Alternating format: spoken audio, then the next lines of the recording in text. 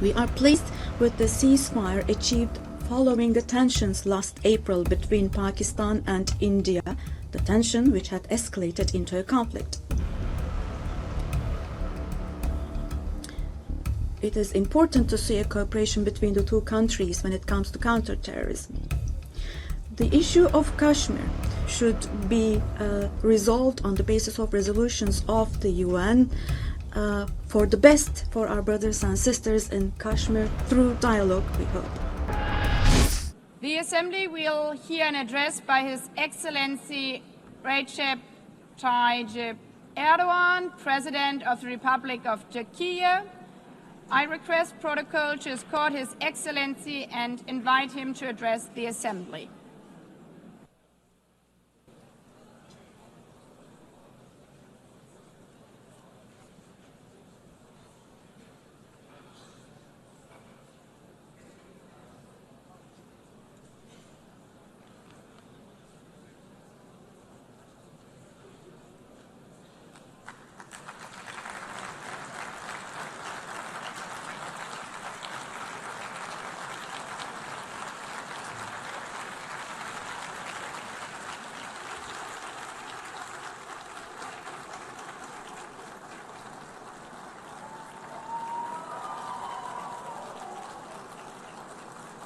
Sayın Başkan, Excellency President of UNGA, Excellencies Heads of State and Government, Distinguished Secretary General, distinguished delegation members, on behalf of myself and my nation, I greet you all with most heartfelt feelings. I wish for the 80th United Nations General Assembly to bring blessings to all humanity. I am deeply honored to address you once again from this podium, which represents the collective conscience of humanity. I congratulate Mr. Young, who has completed his term as President of the General Assembly, and I wish success to Ms. Baerbock, who has taken over this position. At the outset of my speech, I would like to first express my regret at the absence today of the President of the State of Palestine, Mahmoud Abbas, at a time when Palestine is being recognized by an increasing number of countries. Today, we stand here on this podium. I stand here on this podium alongside my 86 million citizens, also for our Palestinian brothers and sisters whose voices are being silenced. I'd like to thank all the countries who announced that they recognize the state of Palestine, and I call on all the other countries who have not done so yet to do so, to recognize the state of Palestine as soon as possible. Esteemed President, distinguished members, the United Nations Charter was signed in San Francisco 8 years ago, and it entered into force on October the 24th, 1945. I would like to recall here again the first words of the first article of the UN Charter. Quote, "The purpose of the United Nations is to maintain international peace and security," unquote.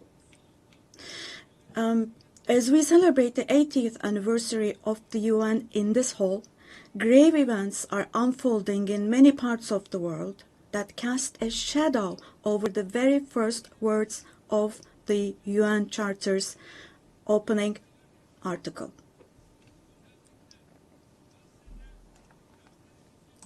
Particularly in Gaza, right before our very eyes, genocide has been going on for over 700 days now.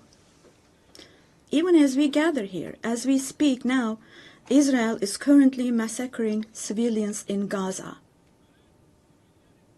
The number of civilian casualties in Gaza has surpassed 65,000. Unfortunately, the number of people who are still trapped under the rubble is not yet known, and more than 20,000 of those who died were children. For the last 23 months, A child has been murdered by Israel in Gaza every hour. Yes, every hour. These are not just figures, dear friends. All of these, each one of these is a person, a human being, innocent people. People are now being killed not with weapons, but with the weapon of starvation.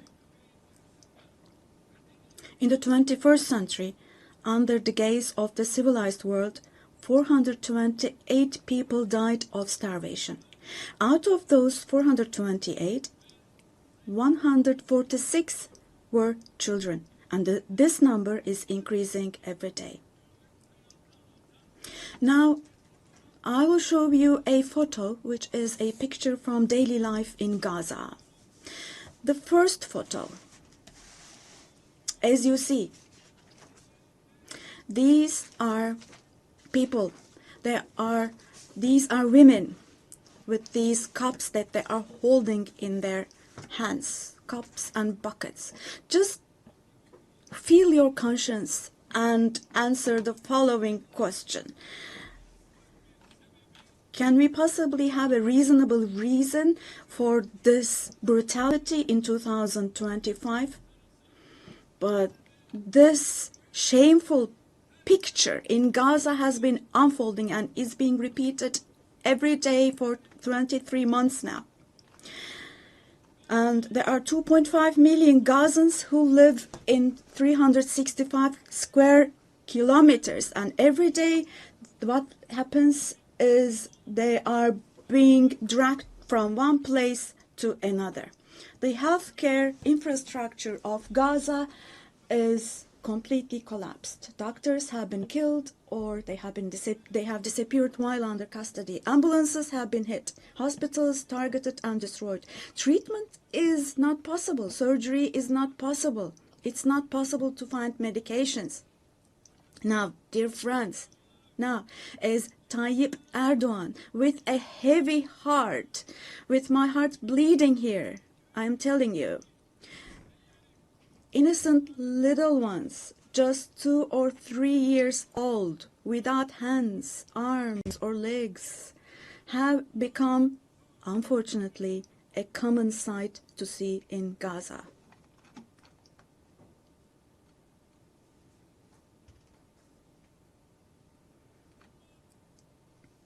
This one. What kind of a human conscience can possibly bear this? Possibly. How can one stay silent vis-à-vis this? In a world where children are dying of starvation and lack of medication, can we possibly have calm and peace? We all are parents. We have children or grandchildren who we dearly cherish. Here, say in America or in Europe, anywhere in the world, when a small rose thorn hurts a child's hand, the hearts of parents break. But in Gaza, children's hands, arms, and legs are being amputated without anesthesia. Now, I'm extremely sorry to say, but this represents the lowest point of humanity. Human history has not witnessed such bloodshed within the last century. All of this is happening before our very eyes. The genocide in Gaza is being broadcast live every moment through the media and social media. So far, Israel has deliberately killed 250 journalists working in national and international media in Gaza.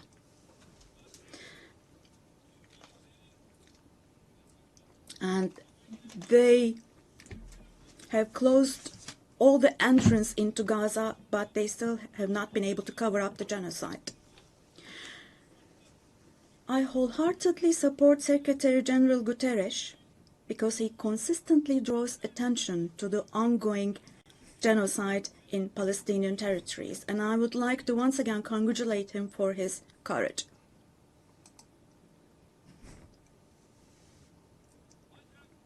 But the United Nations has not even been able to protect its own personnel in Gaza, unfortunately.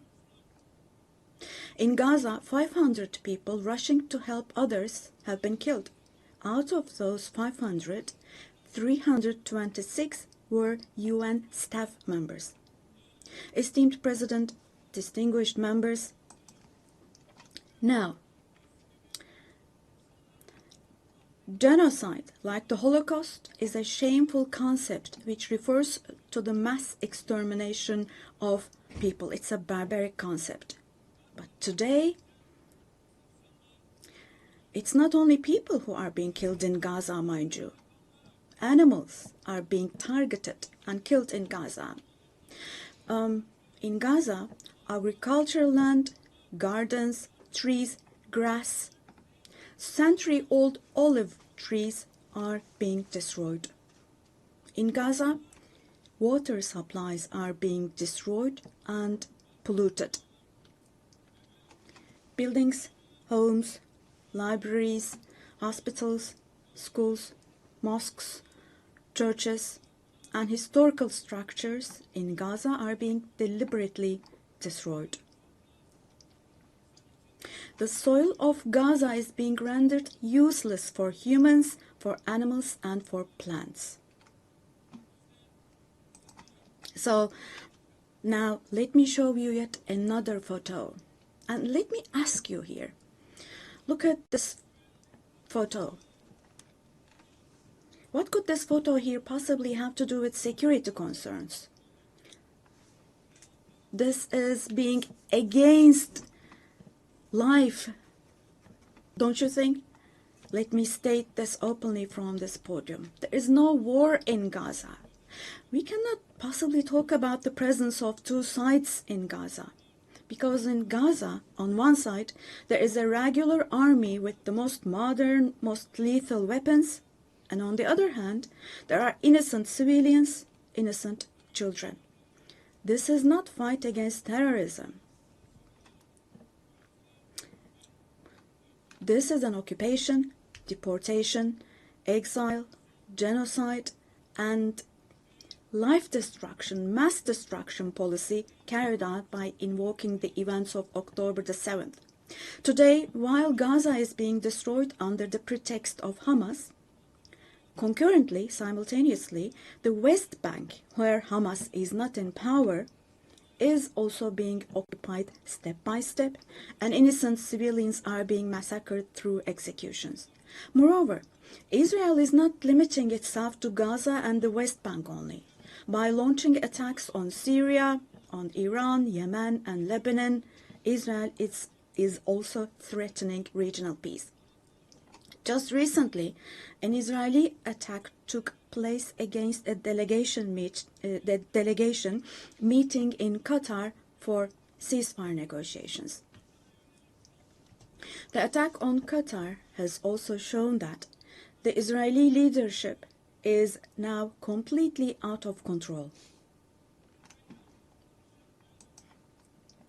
Netanyahu is not obviously interested in forging peace or releasing the hostages. Not only Israel's neighbors, but all countries in the Middle East are subject to the Israeli government's reckless threats. And we must realize the following. Due to the increasing aggression of Israel, in Europe and the West in general, the values that emerged after the Second World War have been eroded. The most fundamental human rights, such as freedom of expression, freedom of the press, freedom of assembly and protest, women's rights, children's rights, democracy, equality, and justice, have been shelved away. At this point, we all have to see the following truth, my dear friends.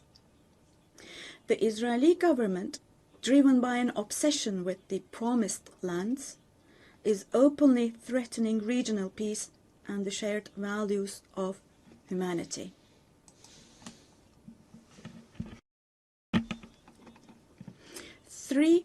celestial religions. Jerusalem hosts all three celestial religions, and a common inherited holy place, Al-Quds, is holy for all three religions. This madness disturbs conscientious Jews. It fuels anti-Semitism around the world. We cannot continue with this madness anymore.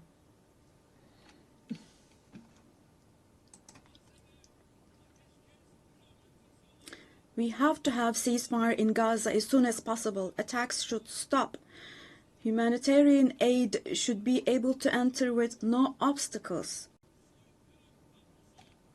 The genocide team should be held accountable vis-à-vis international law. And God willing, this will definitely happen.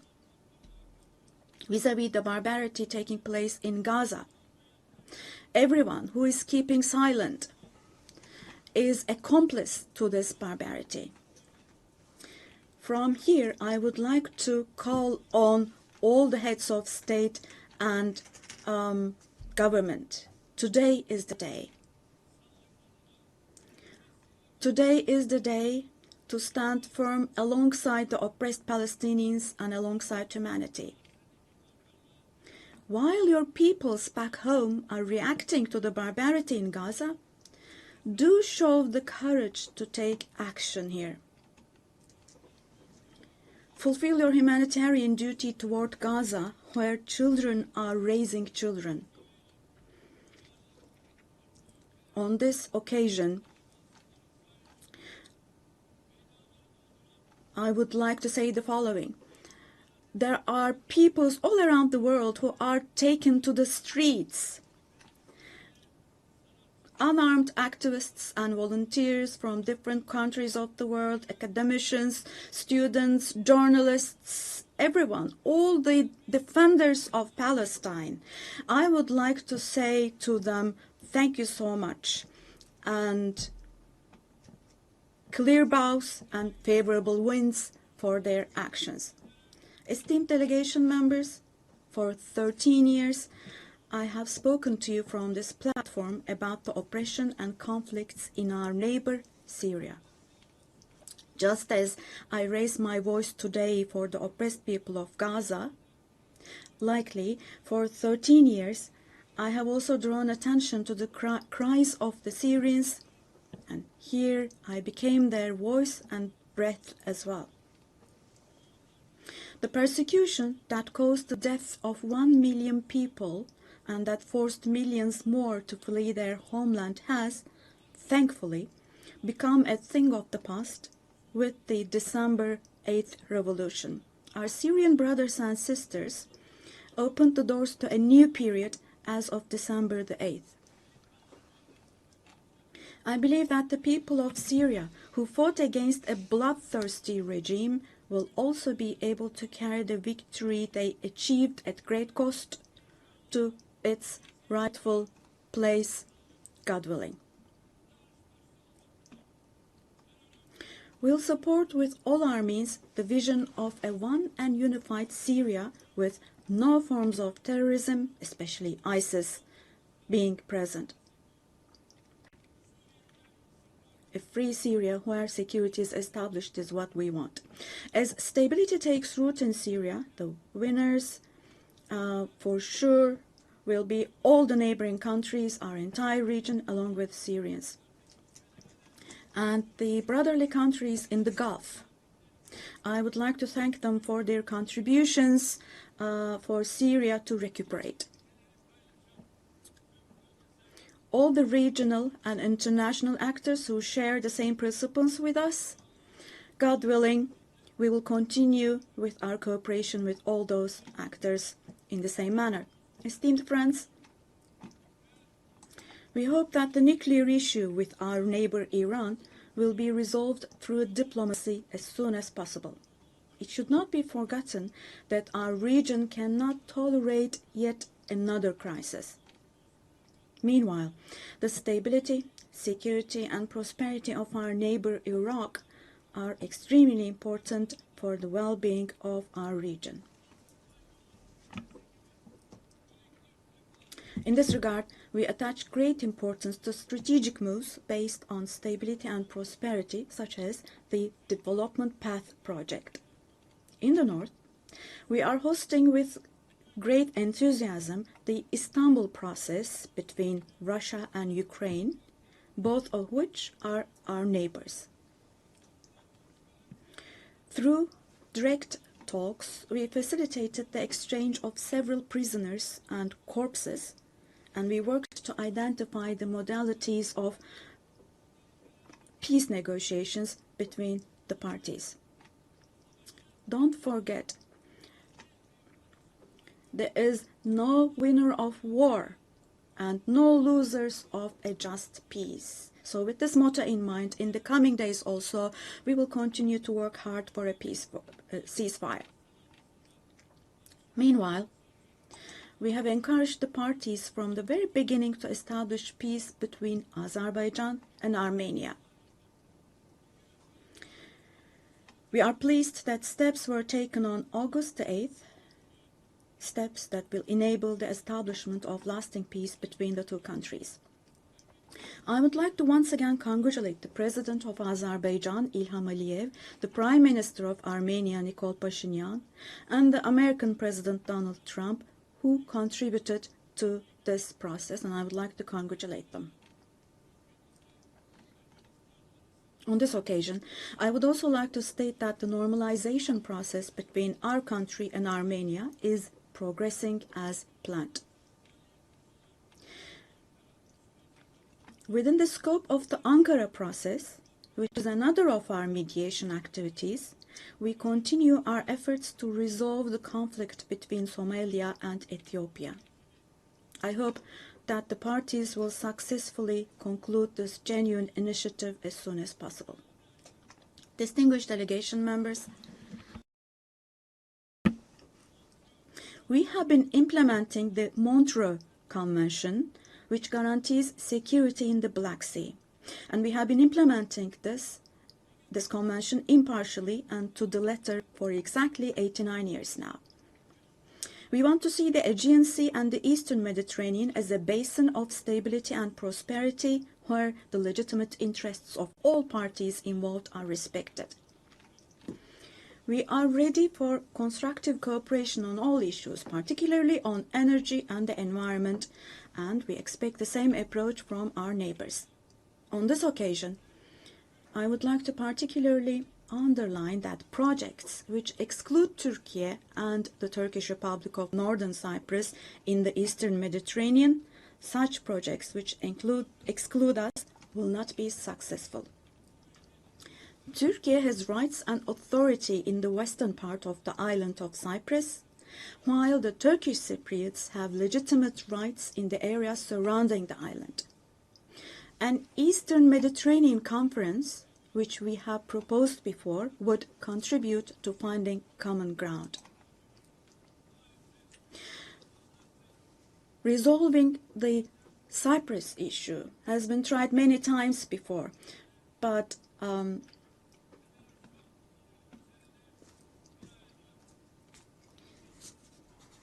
due to the rigid stance of the Greek Cypriot side, no resolution has been found. We cannot possibly have this as a foundation for a resolution of the issue. There are two separate states and two separate peoples on the island of Cyprus. Turkish Cypriots are equal owners of the island, and they will not accept being a minority.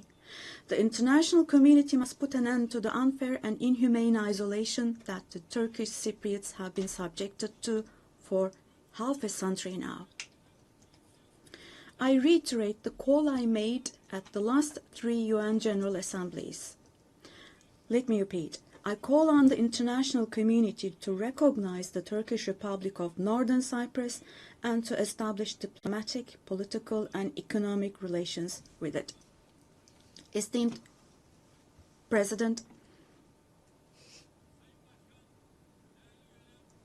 distinguished members, in the coming period, we desire a new beginning and vision in Turkey-European Union relations.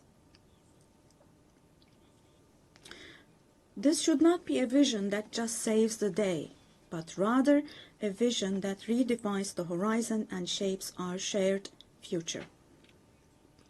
For this, it is of course important that the European Union is as willing and determined as we are.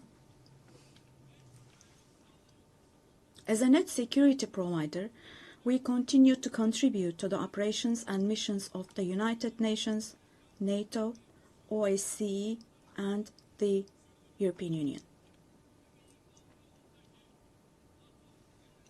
The annual NATO summit next year will be held in Turkey, in Ankara. The USA, who is our NATO ally, our relations with them are continuing on trade, investments, energy, defense, industry, in addition to other many areas, and we're strengthening our relations with them. Meanwhile, we attach great importance to the peace, stability, and prosperity of our brotherly countries in Central Asia, which is our ancestral homeland. Our organization of Turkish states is moving forward with confidence on the path to becoming a global actor, going beyond being merely a regional umbrella. We are making intensive efforts to ensure the continuation of peace and stability in the Balkans, where we have strong historical, cultural, and people ties. The Balkan Peace Platform, which we established in July, is the newest and most concrete manifestation of our efforts in this direction. And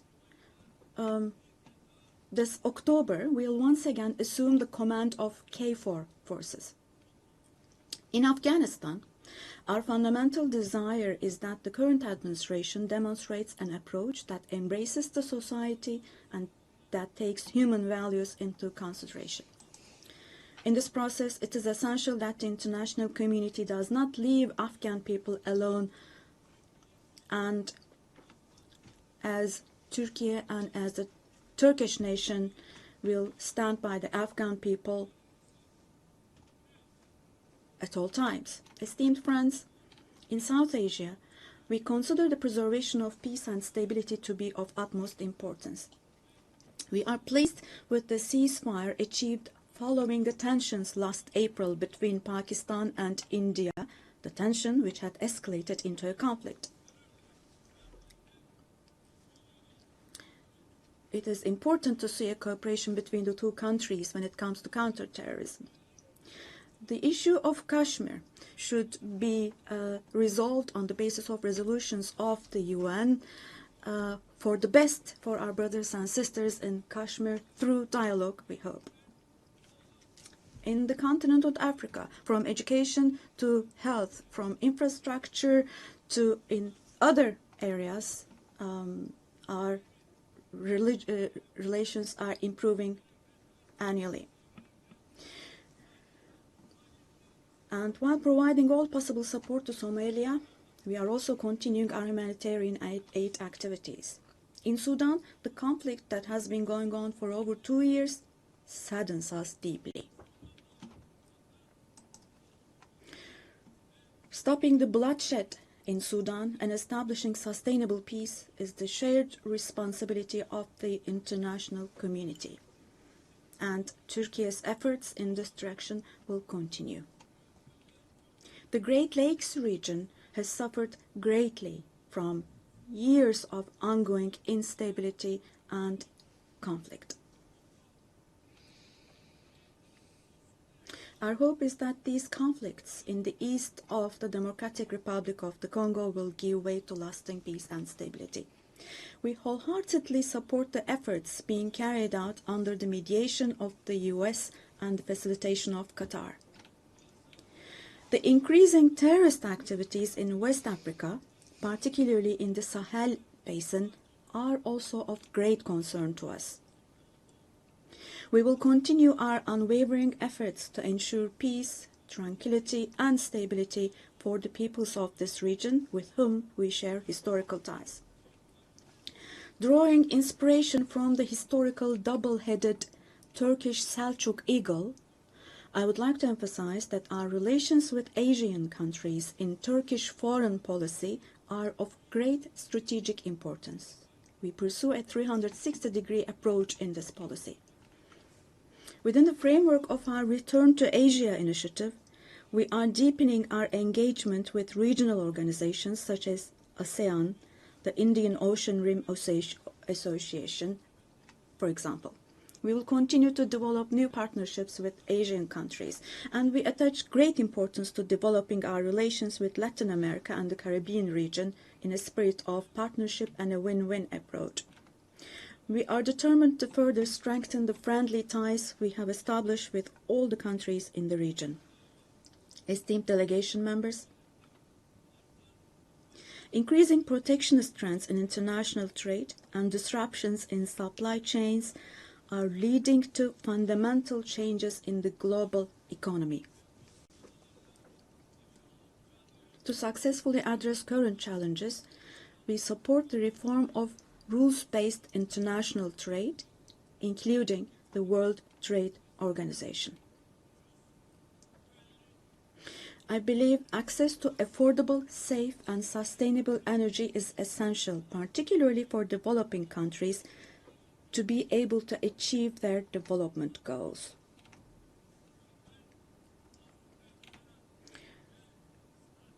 We are resolutely advancing the strategically important Trans-Caspian East-West Middle Corridor project, which extends from China to Europe. We contribute to the development of world trade with our modern transportation infrastructure and the Baku-Tbilisi Kars line. On our journey to build a future that respects nature, we are moving forward with determination towards the 2053 net zero emission target. We are pleased to observe that the zero waste movement, under the patronage of my wife Emine Erdogan, has grown in waves around the world every year, reaching more people and hearts.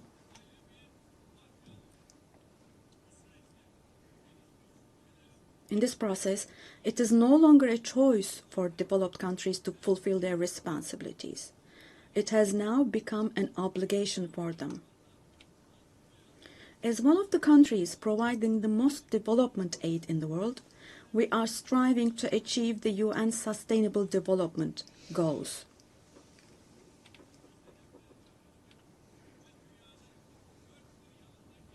To achieve the 2030 goals, and to enable hundreds of millions of people around the world to live with dignity, we advocate for aligning the global financial architecture with the principle of leaving no one behind. And here, let me also particularly draw your attention to the following. While we grapple with geopolitical challenges, humanity is also witnessing an extraordinary leap forward in artificial intelligence, AI. The transformative power and the benefits offered by these technologies, no society should be deprived of these benefits. AI technologies should be used for the benefit of humanity, not as a new tool of domination. The UN Technology Bank for the Least Developed Countries, which we host in Turkey, plays a critical role in closing the digital and technological gap.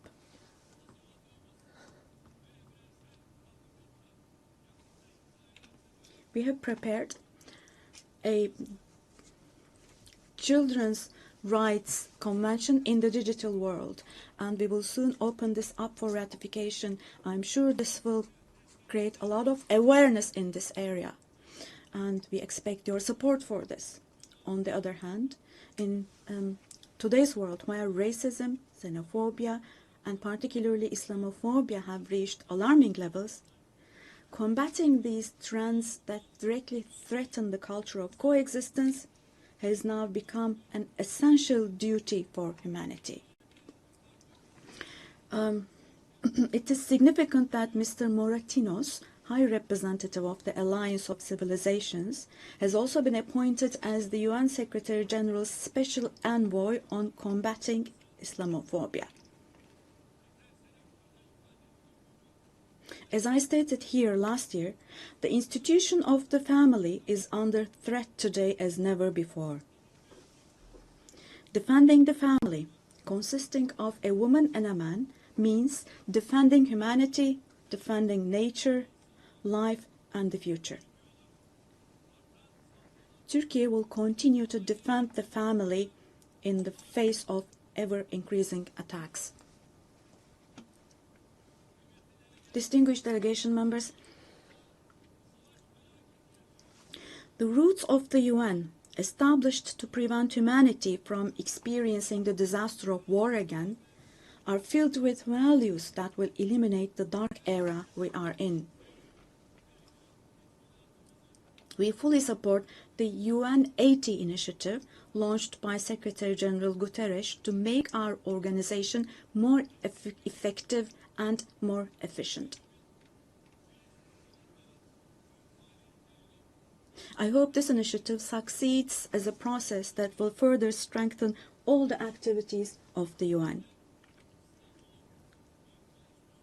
I express our readiness to provide strong support to this process, also driven by our vision of making Istanbul a UN hub. I sincerely believe that it is our shared responsibility to take steps that will restore the founding spirit of the UN in its 80th year. We will continue to say, the world is bigger than five until a system is established where the righteous are powerful, not the powerful are righteous. Our duty is not to abandon the system, but rather to repair it and to make it work again. Without a doubt, a more just, a fairer world is possible. Turkey will patiently continue its fight for the construction of a more just world. So may God help and aid us all. Once again, let me greet you all with kind regards and thank you.